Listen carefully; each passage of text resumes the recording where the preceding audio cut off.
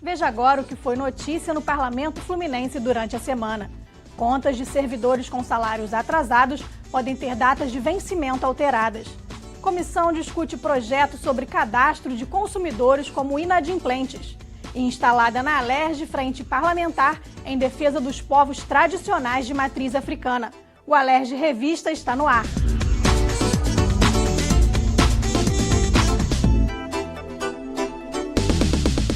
Resultados do Plano de Ação Nacional para a Conservação de Espécies foram apresentados à Comissão da Alerj de Representação em Defesa do Rio Paraíba do Sul. 2 áreas de proteção ambiental foram criadas para a preservação de peixes e cágados nativos da região. O Plano Nacional, conhecido como PAN, é um conjunto de ações que buscam reverter as principais ameaças sobre espécies em extinção por todo o país. Atualmente, 54 PANs protegem cerca de 470 espécies das 1.173 em extinção no Brasil. Desde 2010, o plano atua no Rio Paraíba do Sul, protegendo 12 tipos de peixes, 3 crustáceos e 1 quelônio. Pensando na preservação desses animais, 2 áreas de proteção ambiental foram criadas.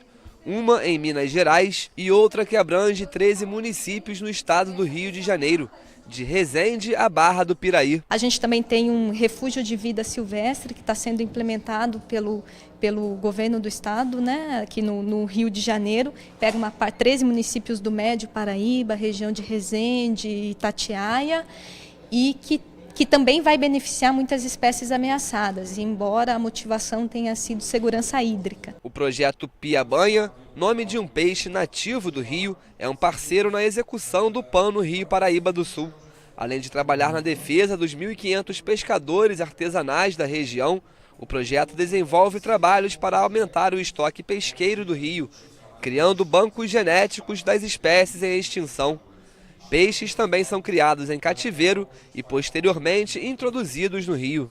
O projeto Piabanha ele tem como missão desenhar estratégias de conservação para espécies ameaçadas de extinção, levar essas informações científicas que a gente consegue gerar através de parcerias com as universidades para a influência de política pública. Hoje a nossa principal ação está voltada para a manutenção de um banco ex situ, onde a gente mantém todo o banco genético de espécies ameaçadas em cativeiro, desenvolve todo o trabalho de reprodução dessas espécies para fortalecimento de estoques pesqueiros. Presidente da comissão, o deputado Dr. Giulianelli, destacou a importância do Rio Paraíba do Sul para o cidadão fluminense. O parlamentar quer discutir políticas públicas com a comunidade local, com as grandes indústrias vizinhas ao Rio e com o governo para elaborar projetos que possam de fato melhorar a qualidade da água e da vida no Paraíba do Sul. 65% da água que se bebe aqui na região metropolitana é oriunda do Rio Paraíba do Sul, transposta em Piraí, né? Às vezes eu sempre ressalto isso para o carioca, morador da cidade do Rio de Janeiro, ter consciência da importância do Rio também para a capital. O presidente da Comissão de Economia e da Frente Parlamentar de Defesa do Setor Varejista da Alerj vai pedir alteração no texto do projeto de lei que impede que o consumidor seja cadastrado como inadimplente pelo credor sem que a carta de aviso de recebimento seja assinada por ele. A proposta, que está em pauta para ser votada ainda esta semana na Alerj, recebeu muitas críticas do setor varejista e pode prejudicar a economia do Estado. A legislação atual já obriga o credor a comunicar o consumidor por carta simples sobre uma dívida. Segundo a lei, após o recebimento, o consumidor tem 10 dias para pagar.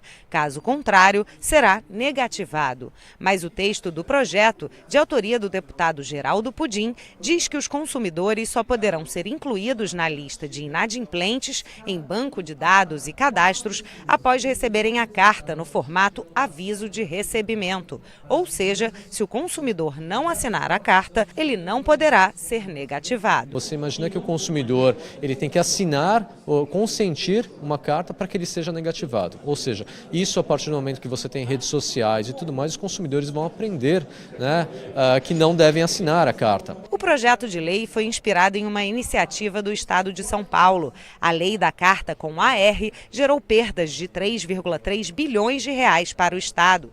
Para o representante da SPC Brasil, além de desemprego, aumento de juros para o consumidor e diminuição de créditos, a substituição na lei da carta simples pelo modelo com aviso de recebimento vai levar os registros de dívidas para os cartórios de protestos. O registro com carta R aumentou em quase 7 vezes o custo para o registro dos inadimplentes nos bancos de dados.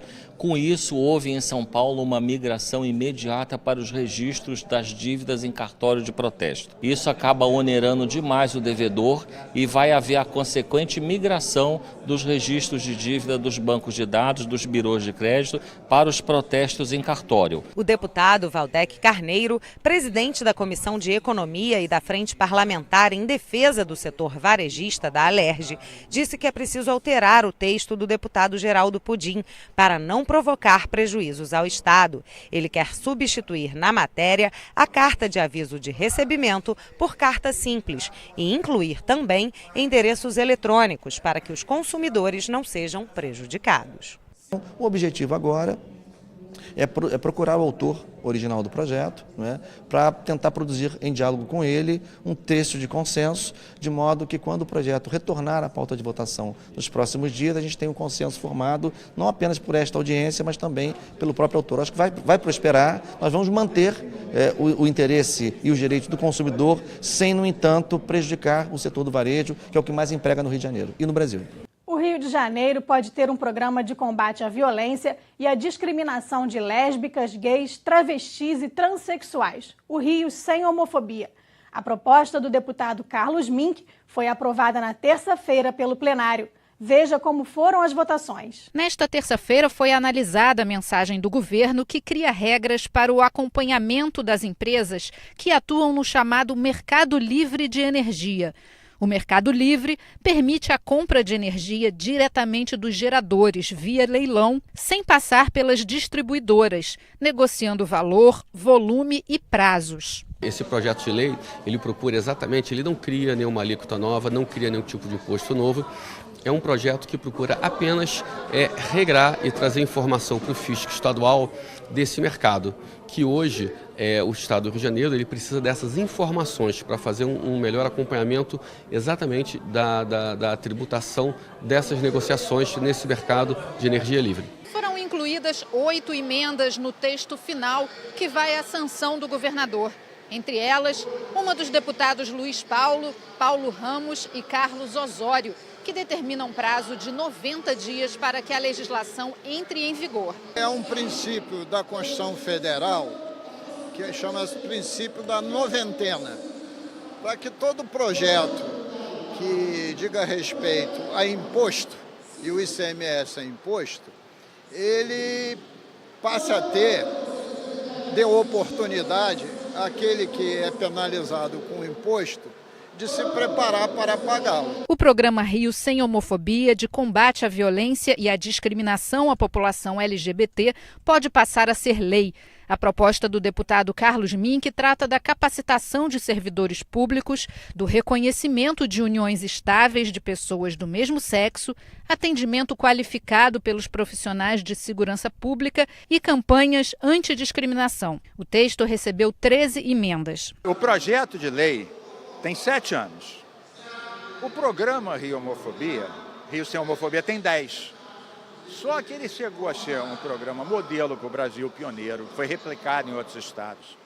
Se criou mais de 12 centros de referência contra a discriminação, Baixada, Zona Oeste, região dos Lagos. Centenas de conferências foram dadas, inclusive para policiais civis e militares. Ele foi definhando por razão política, por razão econômica. Hoje sobraram 3 funcionários. No momento de avanço do obscurantismo, da intolerância, da violência, é onde as pessoas mais precisam, esse programa está morrendo. Escolas das redes pública e privada do Estado podem ser obrigadas a elaborar um plano de evacuação para casos de emergência. O plano deve estar de acordo com as instalações de cada unidade para garantir a saída rápida e segura de alunos, professores e funcionários. Deve também ser submetido à análise e aprovação do Corpo de Bombeiros. O projeto do deputado Átila Nunes foi aprovado em primeira discussão. Não existe na cultura das escolas brasileiras um plano de evacuação. Por exemplo, digamos, aqui no Rio de Janeiro, tiroteio, que aliás é mais ou menos o que acontece na escola americana. Quando acontece tiroteio, o professor baixa todo mundo, né, para o chão. Incêndio, o que se faz num caso de incêndio? O que as crianças fazem? Vem cá, tem algum treinamento para evacuação da escola? Não tem. Então o projeto é esse, que o Corpo de Bombeiros oriente. Instalada na Alerj, a Frente Parlamentar em Defesa dos Povos Tradicionais de Matriz Africana. O objetivo é defender e garantir a consolidação e ampliação dos direitos dos seguidores e praticantes dessas religiões. Durante o evento foi discutida a intolerância religiosa em todo o país. Diversos casos de incêndios a terreiros, assassinatos contra pais e mães de santo foram mostrados. Para a pesquisadora e antropóloga Rosiane Rodrigues, o cenário para o futuro ainda é pessimista. Ela relatou diversos atos praticados por traficantes nas favelas cariocas que deixam de ser investigados pela incapacidade do Estado chegar a esses lugares. É leviano a gente dizer quantos casos de violência e agressão por motivo religioso a gente tem no estado do Rio de Janeiro. Primeiro porque as delegacias elas não registram a queixa-crime de acordo com a tipificação do artigo 20 da Lei CAO, que enquadra o crime de discriminação religiosa.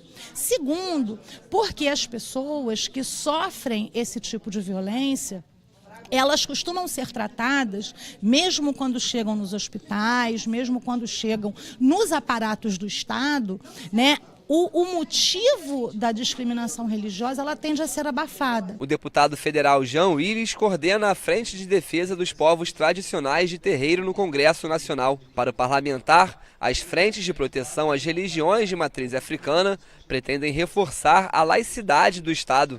Ele também chamou a atenção para o contexto homofóbico que motiva a violência e a intolerância religiosa. O povo de santo vem sendo vítima de violência, de difamação. É preciso garantir a proteção dos direitos dessas pessoas, dos direitos políticos, dos direitos sociais dela, dos direitos religiosos, enfim, dos direitos humanos, e ao mesmo tempo abrir um espaço de representação num lugar em que as religiões hegemônicas, que é o catolicismo e as igrejas neopentecostais, por exemplo, têm muito mais espaço e muito mais voz. Presidente da Frente Estadual, o deputado Flávio Serafini, destacou a importância de se garantir os direitos e se discutir políticas públicas que ajudem a diminuir os crescentes casos de repressão e intolerância às religiões e culturas africanas. A gente quer, através da frente, construir uma agenda onde a gente possa combater as diferentes formas de discriminação contra as populações tradicionais de matriz africana, né? Ou seja, é uma forma da gente pensar a valorização da cultura negra, pensar a defesa, né, do direito às manifestações religiosas de matriz africana como mecanismo de combater o racismo. No próximo bloco, a comissão aciona a Justiça para garantir pagamento de instituições conveniadas à FIA. O Alerj Revista volta já.